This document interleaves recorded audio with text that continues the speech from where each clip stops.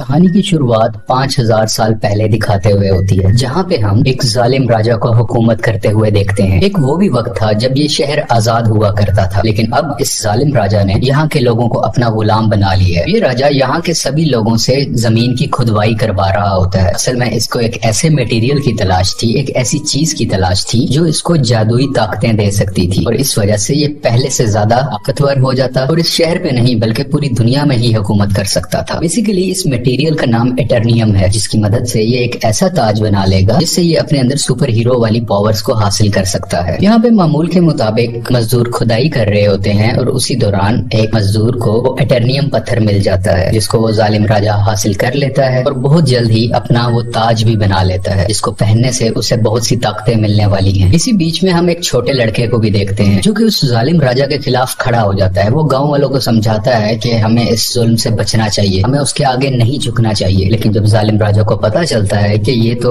میرے خلاف کھڑا ہو رہا ہے تو وہ اسے مارنے کا حکم دے دیتا ہے، اور جیسے ہی اس کو مارا جا رہا ہوتا ہے تو وہ لڑکا ایک دم سے غائب ہو جاتا ہے اور ایک ایسی جگہ پہ آ جاتا ہے جہاں پہ بہت سے دیوتا بیٹھے ہوئے تھے۔ یہ 6 گاڈز یا دیوتا اس بچے کو کہتے ہیں کہ تم نے ہمت کی، ہمیں بہت اچھا لگا، اس لیے ہم تمہیں ایک ایسی پاور دینے جا رہے ہیں جس سے تم ایک لفظ شزام بولو گے تو تمہارے اندر ہم سب کی پاورز آ جائیں گی اور تم اتنے طاقتور بن جاؤ گے کہ تم آرام سے اس ظالم راجا کو ہرا سکتے ہو۔ یہ چھوٹا لڑکا کرتا بھی ایسے ہے، وہ شزام بولتا ہے اور بہت زیادہ پاورفل بن جاتا ہے،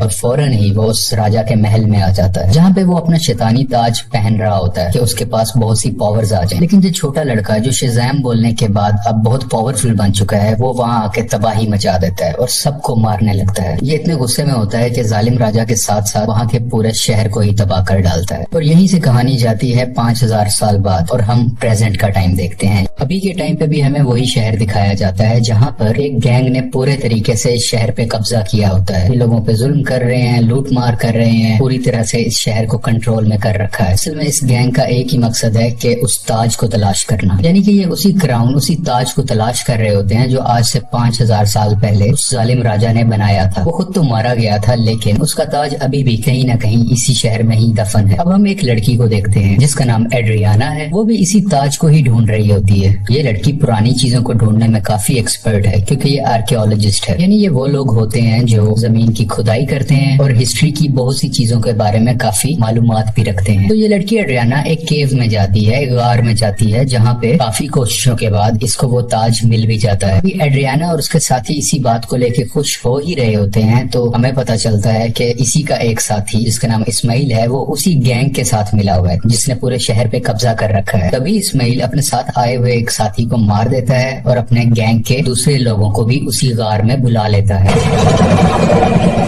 سب لوگ اس کی طرف گن پوائنٹ کرتے ہیں اور اسے کہتے ہیں کہ ایڈریانا ہمیں تم وہ تاج دے دو۔ ابھی یہ لڑکی نیچے دیکھتی ہے اور وہاں پہ کچھ ورڈز لکھے ہوتے ہیں، جب یہ اسے پڑھتی ہے تو اس کے منہ سے نکل جاتا ہے شزام۔ یہ لفظ بولتے ہی وہاں پہ بلیک ایڈم آ جاتا ہے اور وہاں پہ آئے ہوئے سب گونڈوں کو مارنے لگتا ہے، اتنا مارتا ہے کہ وہاں پہ کوئی بھی نہیں بچ پاتا۔ جبکہ رہی بات اسماعیل کی جو گونڈوں کے ساتھ ملا ہوا تھا، وہ وہاں پہ مرنے کا ناٹک کرتا ہے، اس لیے اس کی جان یہاں پہ بچ جاتی ہے۔ کیونکہ ایڈریانا نے بلیک ایڈم کو زندہ کیا ہوتا ہے، دوبارہ سے جگایا ہوتا ہے، وہ اس کو کچھ بھی نہیں کہتا۔ ابھی بلیک ایڈم وہیں پر ہوتا ہے کہ گینگ کے کچھ اور لوگ آ جاتے ہیں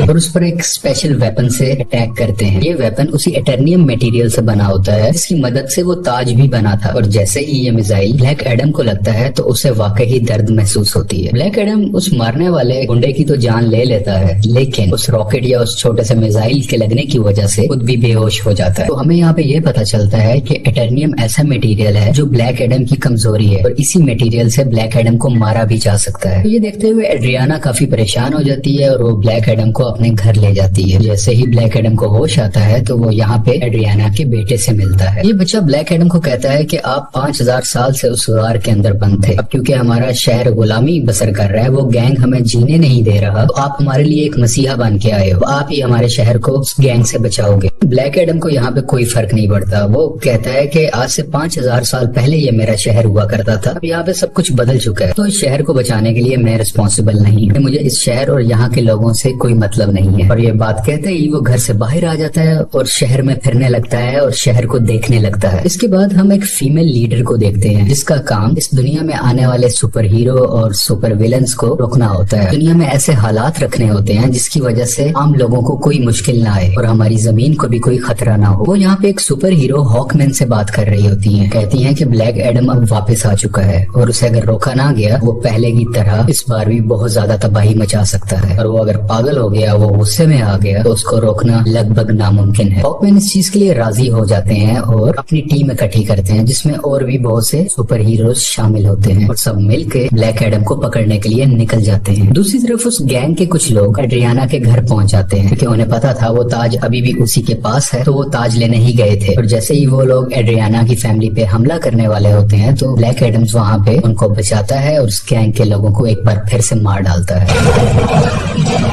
اور بچے ہوئے کچھ لوگوں سے یہ ابھی فائٹ کر ہی رہا ہوتا ہے۔ ابھی اسی وقت ہاک مین کی بنائی ہوئی ٹیم وہاں پہ آ جاتی ہے اور یہ سب مل کے بلیک ایڈم سے لڑائی کرنے لگتے ہیں، لیکن ابھی بھی بلیک ایڈم ان پر بھاری تھا۔ وہ گینگ کے لوگ اور جسٹس سوسائٹی کی ٹیم دونوں مل کے بھی اس کا کچھ نہیں بگاڑ پا رہے تھے، اور آخرکار بلیک ایڈم وہاں سے چلا جاتا ہے۔ یہ جسٹس سوسائٹی کی ٹیم جو کہ ہاک مین کی بنائی ہوئی ٹیم ہے، وہ ایڈریانا کے پاس آتے ہیں اور اسے مدد مانگتے ہیں کہ تم ہماری ہیلپ کرو اس کو پکڑنے میں، لیکن ایڈریانا انہیں کہتی ہے کہ تم تب کہاں تھے جب ہم پہ یہ ظلم ہو رہے تھے، تم لوگوں کو تو میں نے پہلے کبھی نہیں دیکھا، ایک بلیک ایڈم ہی ہے جس نے ہمیں بچایا، جب میں مرنے والی تھی تو اسی نے ہی مجھے بچایا تھا۔ جسٹس سوسائٹی کے لوگ کہتے ہیں اس کو تم سمجھ رہی ہو کہ وہ تمہاری حفاظت کر رہا ہے، وہ بہت خطرناک ہے، آج سے 5000 سال پہلے بھی اس نے ہمارے اسی شہر کو پورے طریقے سے تباہ کر دیا تھا۔ اور بالآخر یہ لوگ ایڈریانا کو راضی کر لیتے ہیں اور اسی لیے ایڈریانا ان سب کو بلیک ایڈم کے پاس لے جاتی ہے تاکہ سب لوگ بیٹھ کے آپس میں بات کر سکے، تاکہ وہ دونوں ایک دوسرے کی باتوں کو سمجھ سکے اور ان کی آپس کی لڑائی آپس میں ختم ہو جائے۔ تبھی دوسری طرف اسماعیل جو کہ ایڈریانا کا ساتھی تھا،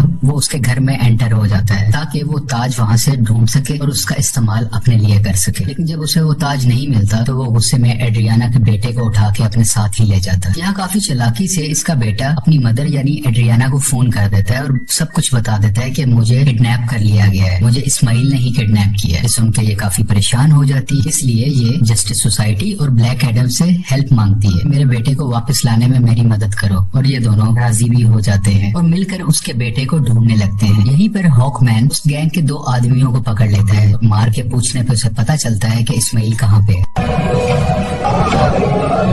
اسماعیل نے اس کے بیٹے کو ایک خفیہ جگہ میں رکھا ہے جو کہ ایک ریگستان میں ہے، اور جب یہ سب یعنی بلیک ایڈم اور جسٹس سوسائٹی اس جگہ پر پہنچتے ہیں تو دیکھتے ہیں کہ اسماعیل نے اس کے بیٹے پہ گن پوائنٹ کی ہوئی ہے، اور یہاں پہ اسماعیل ایک راز بتاتا ہے کہ وہ گینگ جو پورے شہر میں تباہی مچا رہا ہے اس کا لیڈر میں ہی ہوں، اور یہ سب گنڈے میرے لیے ہی کام کرتے ہیں، اس لیے وہ ایڈریانا کو کہتا ہے کہ اگر تمہیں اپنے بیٹے کی جان بچانی ہے تو مجھے وہ تاج دے دو۔ تو یہ پریشان ماں اس کو وہ تاج دے دیتی ہے تاکہ اس کے بیٹے کی جان بچ سکے، لیکن اس کے باوجود بھی وہ اس بچے پہ گولی چلا دیتا ہے، اور جیسے ہی بلیک ایڈم یہ دیکھتا ہے تو وہ تیز سپیڈ سے اڑتا ہوا اس کے آگے آ کر اس بچے کی جان بچا لیتا ہے، اور یہاں پہ اسماعیل کو اپنی لائٹننگ سے جلا کے مکمل طریقے سے ختم کر ڈالتا ہے۔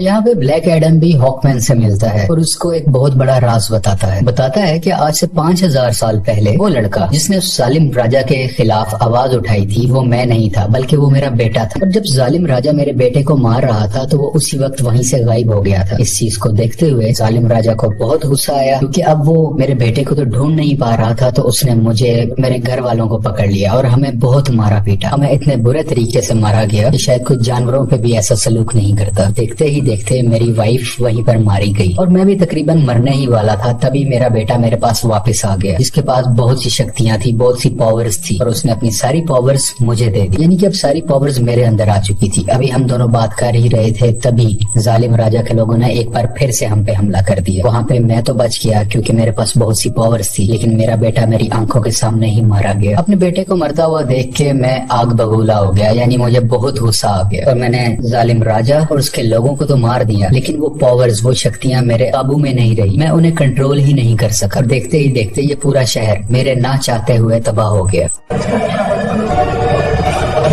میرا ایسا کرنے کی وجہ سے ان دیوتاؤں نے جنہوں نے میرے بیٹے کو شکتی دی اور وہ شکتی اب میرے پاس ہے، وہ بہت ناراض ہو چکے تھے کہ میں نے اپنی پاور کا مس یوز کیا ہے، میں نے اپنی پاور کو کنٹرول میں نہیں رکھا، اسی لیے انہوں نے مجھے اس کیو میں بند کر رکھا اور میں کئی ہزار سال تک اس کیو، اس غار کے اندر بند رہا۔ جب ایڈریانا نے آ کے نام لیا تو میں ایک بار دوبارہ سے زندہ ہو گیا۔ یہاں پہ بلیک ایڈم کو ابھی بھی بہت افسوس ہوتا ہے کہ اس کی وجہ سے پہلے بھی بہت زیادہ تباہی مچی اور اب بھی بہت زیادہ تباہی مچی ہے، بہت سے لوگ مارے گئے۔ یہ وہ ہاک مین کو کہتا ہے کہ میں سرنڈر کرنا چاہتا ہوں، میں اپنی پاورز کو ختم کر کے تم لوگوں کے حوالے کرنا چاہتا ہوں تاکہ میری وجہ سے کسی کو کوئی نقصان نہ پہنچے۔ اس کے بعد بلیک ایڈم شزام کا ورڈ بولتا ہے جس سے وہ واپس سے اپنی ایک نارمل فارم میں آ جاتا ہے، یعنی وہ ایک نارمل انسان بن جاتا ہے جس کے پاس اس وقت سپر پاورز نہیں ہے، اور جب تک یہ دوبارہ شزام نہیں بولے گا تب تک یہ واپس سے بلیک ایڈم نہیں بن سکتا۔ اس لیے یہ ان سے ریکویسٹ بھی کرتا ہے تو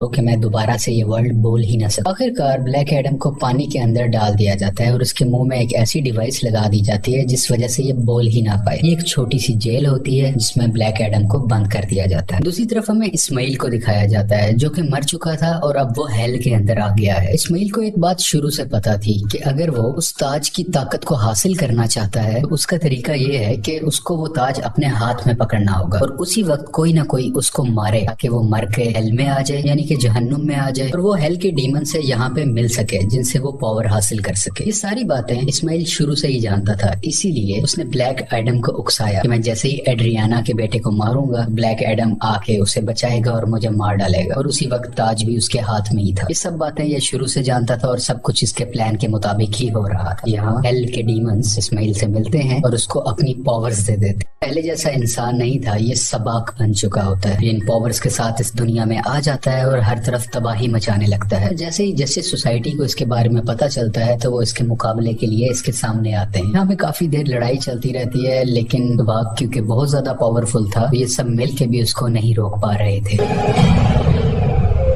اسی جسٹس سوسائٹی کے ایک اور ٹیم ممبر جن کا نام ڈاکٹر فیٹ ہے، وہ اپنی ملٹیپل فارمز میں آتے ہیں، مختلف پاورز کا استعمال کرتے ہوئے سباق کو مارنے کی کوشش کرتے ہیں لیکن پھر بھی کامیاب نہیں ہوتے، اور بہت جلد یہ سب سمجھ جاتے ہیں کہ سباق کو بلیک ایڈم کے علاوہ اور کوئی نہیں ہرا سکتا۔ اس لیے وہ یہاں پہ ٹیلی پیتھی کے ذریعے بلیک ایڈم سے بات کرنے لگتے ہیں، کو بتاتے ہیں کہ ہمیں تمہاری ہیلپ کی ضرورت ہے، اور یہ لوگ یہیں سے اس کی کافی ہیلپ بھی کرتے ہیں تاکہ وہ خود کو آزاد کروا سکے۔ وہاں سے نکلتے ہی وہاں کے کچھ سولجرز کو مارتا ہے،